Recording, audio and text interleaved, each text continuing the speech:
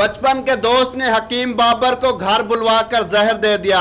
नाज़रीन, ये वही हकीम है जो पिछले दिनों खबरों की जीनत में रहे हैं। 70 साल हकीम बाबर ने 30 साल नौजवान लड़की से मोहब्बत की दूसरी शादी की, सोशल मीडिया की जीनत बन गए।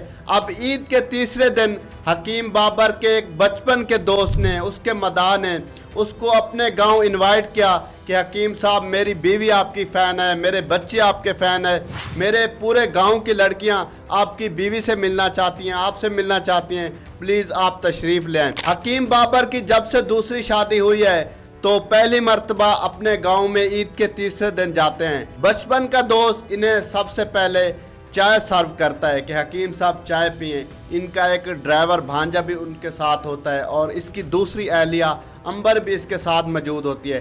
पहले चाय पीते हैं, जो ही चाय ख़त्म होती है तो लाइट चली जाती है। बचपन का दोस्त हकीम बाबर से कहता है कि हकीम साहब, हमारे साथ वाले घर में आ जाएं, वहाँ पर हमने सोलर सिस्टम इंस्टॉल किया हुआ है, वहाँ पर एसी भी लगा हुआ है, लाइट भी है, तो वहाँ आ जाएं। हकीम साहब अपनी बीवी, अपने भांजे और उस दोस्त के साथ जब दूसरे घर में जाते हैं तो हकीम साहब को जूस दिया जाता है और उसकी जो अहलिया है अंबर, उसको कोक की बोतल दी जाती है। वो थोड़ी सी बोतल पी कर रख देती है। जब हकीम साहब थोड़ा सा जूस नोश फरमाते हैं तो फिर रख देते हैं 2 घूंट पीने के बाद। उनका बचपन का दोस्त कहता है कि हकीम साहब ये सारा जूस ख़त्म करें, और हकीम साहब जब वो गिलास वाला जूस ख़त्म करते हैं तो उनकी हालत गैर होना शुरू हो जाती है। और हकीम साहब से हमारी बात हुई, उसने कहा मुझे फ़ौरन पता चल गया कि मेरी तबीयत ख़राब होना शुरू हो गई है।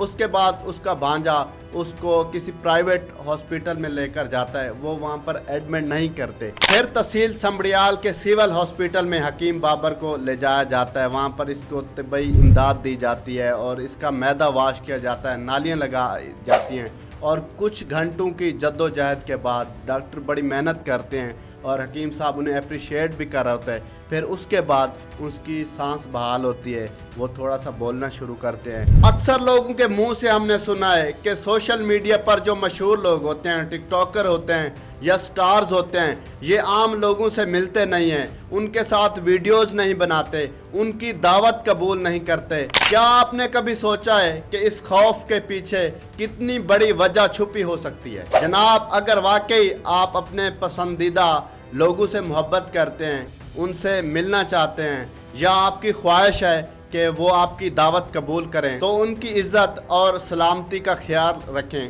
ऐसा माहौल पैदा करें मुआशरे में कि बिला झिझक अगर आप किसी को इनवाइट करते हैं तो वो आ जाए। मैं नहीं समझता कि इस सिचुएशन के बाद कोई सोशल मीडिया स्टार, इन्फ्लुएंसर इस तरह किसी को मिलने जाएगा। अल्लाह पाक हकीम बाबर को सेहत की बादशाही अता फरमाए। इस वाक़े के हवाले से आपकी क्या राय है? अपनी राय का इज़हार कमेंट सेक्शन में ज़रूर कीजिएगा।